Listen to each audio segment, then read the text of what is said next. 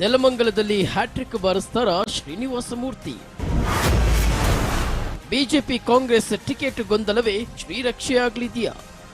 ಬೆಂಗಳೂರು ಗ್ರಾಮಾಂತರ ಜಿಲ್ಲೆಯ 5 ಕ್ಷೇತ್ರಗಳ ಪೈಕಿ 3 ಕ್ಷೇತ್ರಗಳು ಮೀಸಲು ಕ್ಷೇತ್ರಗಳಾಗಿದೆ. ಅದರಲ್ಲಿ ನೆಲಮಂಗಲವೂ ಒಂದು.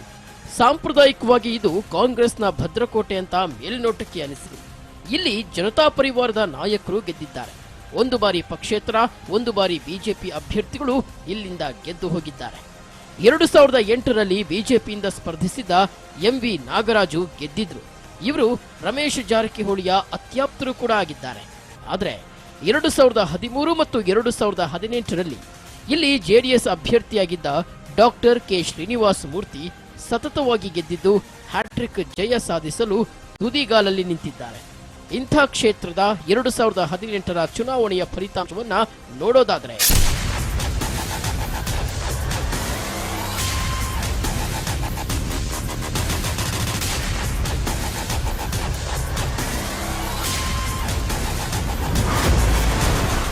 ಜೆಡಿಎಸ್ನಿಂದ ಸ್ಪರ್ಧಿಸಿದ್ದ ಕೆ ಶ್ರೀನಿವಾಸ ಮೂರ್ತಿ 69,277 ಮತಗಳನ್ನು ಪಡೆದಿದ್ರೆ, ಕಾಂಗ್ರೆಸ್ನಿಂದ ಸ್ಪರ್ಧಿಸಿದ್ದ ಆರ್ ನಾರಾಯಣಸ್ವಾಮಿ 44,956 ಮತಗಳನ್ನು ಪಡೆದಿದ್ರು.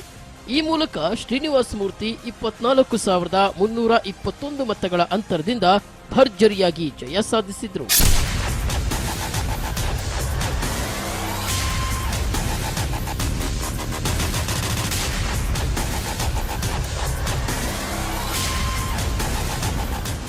ನೆಲಮಂಗಲ ಮೀಸಲು ಕ್ಷೇತ್ರದ ಜಾತಿವಾರು ಲೆಕ್ಕಾಚಾರವನ್ನ ನೋಡೋದಾದ್ರೆ ಪರಿಶಿಷ್ಟ ಜಾತಿ ಮತ್ತು ಪಂಗಡದ 68,000 ಮತದಾರರಿದ್ದು ಎರಡೂ ಪಕ್ಷಗಳ ನಡುವೆ ಹಂಚಿ ಹೋಗಿದ್ದಾರೆ. ಲಿಂಗಾಯತ ಸಮುದಾಯದ 40,000 ಮತಗಳಿದ್ದು ಸಾಂಪ್ರದಾಯಿಕವಾಗಿ ಬಿಜೆಪಿಯನ್ನ ಬೆಂಬಲಿಸಿಕೊಂಡು ಬರ್ತಿದ್ದಾರೆ. ಒಕ್ಕಲಿಗ ಸಮುದಾಯದ 35,000 ಮತಗಳಿದ್ದು ಜೆಡಿಎಸ್ ವೋಟ್ ಬ್ಯಾಂಕ್ ಆಗಿದ್ದಾರೆ. ವಿಶ್ವಕರ್ಮ ಸಮುದಾಯದ 20,000 ಮತದಾರರಿದ್ದು ಮೂರೂ ಪಕ್ಷಗಳ ನಡುವೆ ಹಂಚಿ ಹೋಗಿದ್ದಾರೆ. ಬ್ರಾಹ್ಮಣ ಸಮುದಾಯದ 15,000 ಮತದಾರರಿದ್ದು ಬಿಜೆಪಿಯನ್ನ ಬೆಂಬಲಿಸಿಕೊಂಡು ಬಂದಿದ್ದಾರೆ.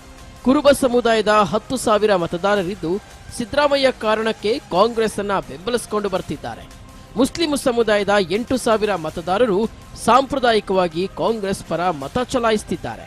ಸವಿತಾ ಸಮಾಜದ 4,000 ಮತದಾರರಿದ್ದು ಗೆಲ್ಲುವ ಅಭ್ಯರ್ಥಿಗೆ ಮತ ನೀಡುತ್ತಿದ್ದಾರೆ.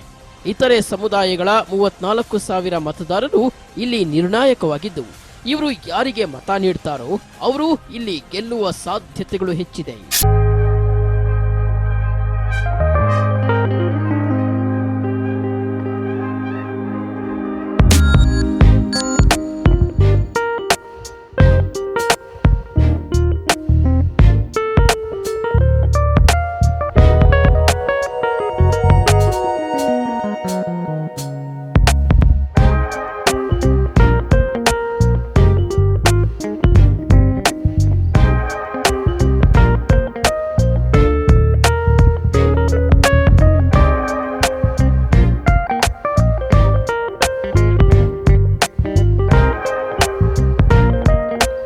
ಜೆಡಿಎಸ್ನಲ್ಲಿದ್ದ ಬಿಎಂಎಲ್ ಕಾಂತರಾಜು ಕಾಂಗ್ರೆಸ್ ಸೇರ್ಪಡೆಯಿಂದ ಕಾಂಗ್ರೆಸ್ ಹೆಚ್ಚು ಬಲಿಷ್ಠವಾಗಿದ್ದು, ಹಾಲಿ ಶಾಸಕರ ವಿರೋಧಿ ಅಲೆ ಇರೋದ್ರಿಂದ ಕಾಂಗ್ರೆಸ್ಗೆ ಲಾಭವಾಗಲಿದೆ.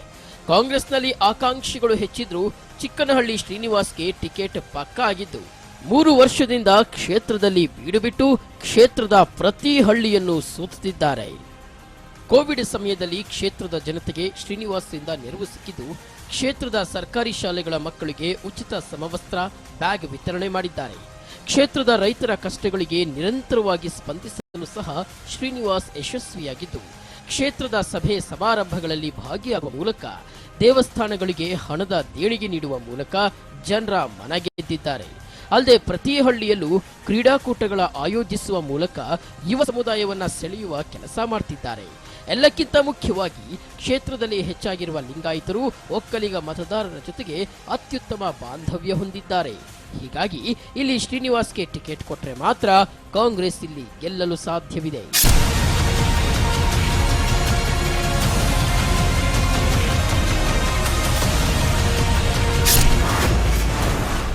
ನೆಲಮಂಗಲದಲ್ಲಿ ಈ ಬಾರಿ ಕಾಂಗ್ರೆಸ್ಗೆ ಜೆಡಿಎಸ್ಗಿಂತ ಬಿಜೆಪಿ ಪ್ರಬಲ ಪೈಪೋಟಿ ನೀಡಲಿದೆ. ಈಗಾಗಲೇ ಮಾಜಿ ಎಂಎಲ್ಎ ಎಂವಿ ನಾಗರಾಜುಗೆ ಬಿಜೆಪಿ ಟಿಕೆಟ್ ಪಕ್ಕಾ ಆಗಿದ್ದು, ಕಾಂಗ್ರೆಸ್ಗೆ ಎಂವಿ ನಾಗರಾಜು ಭರ್ಜರಿಯಾಗಿ ಟಕ್ಕರ್ ಕೊಡಲಿದ್ದಾರೆ. ಕಳೆದ 2 ಬಾರಿ ಸೋತಿರೋದ್ರಿಂದ ನಾಗರಾಜು ಪರ ಅನುಕಂಪದ ಅಲೆ ವರ್ಕ್ ಆಗುವ ಸಾಧ್ಯತೆ ಇದೆ. ನಾಗರಾಜು ಸೋತರೂ ಸಹ 10 ವರ್ಷಗಳಿಂದ ಕ್ಷೇತ್ರದಲ್ಲಿ ನಿರಂತರವಾಗಿ ಕೆಲಸ ಮಾಡ್ತಿದ್ದಾರೆ.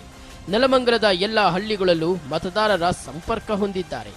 ಯುವ ಸಮುದಾಯದ ಜೊತೆಗೆ ನಾಗರಾಜುಗೆ ಉತ್ತಮ ಬಾಂಧವ್ಯ ಇದ್ದು ಲಿಂಗಾಯತ ಸಮುದಾಯ ತಮ್ಮ ಕೈ ಬಿಡಲ್ಲ ಅಂತ ನಾಗರಾಜು ನಂಬಿದ್ದಾರೆ. ನೆಲಮಂಗಲ ಸಿಟಿಯ ಮೇಲೆ ನಾಗರಾಜು ಹೆಚ್ಚು ಹಿಡಿತ ಹೊಂದಿದ್ದು ಕಾಂಗ್ರೆಸ್ನ ಶ್ರೀನಿವಾಸ್ಗೆ ಟಿಕೆಟ್ ಕೈ ತಪ್ಪಿದ್ರೆ ನಾಗರಾಜುಗೆ ಮೇಲುಗೈ ಸಿಗಲಿದೆ. ನೆಲಮಂಗಲದಲ್ಲಿ ಬಿಟಿವಿ ನಡೆಸಿರೋ ಮೆಗಾ ಸರ್ವೆಯ ಪ್ರಕಾರ ನೆಲಮಂಗಲದಲ್ಲಿ ಕಾಂಗ್ರೆಸ್ನ ಎನ್ ಶ್ರೀನಿವಾಸ್ಗೆ ಟಿಕೆಟ್ ಸಿಕ್ಕರೆ ಗೆಲುವು ಸುಲಭವಾಗಲಿದ್ದು ಅವರಿಗೆ ಟಿಕೆಟ್ ತಪ್ಪಿದ್ರೆ ಬಿಜೆಪಿಯ ನಾಗರಾಜುಗೆ ಗೆಲುವು ಸಿಗಬಹುದು.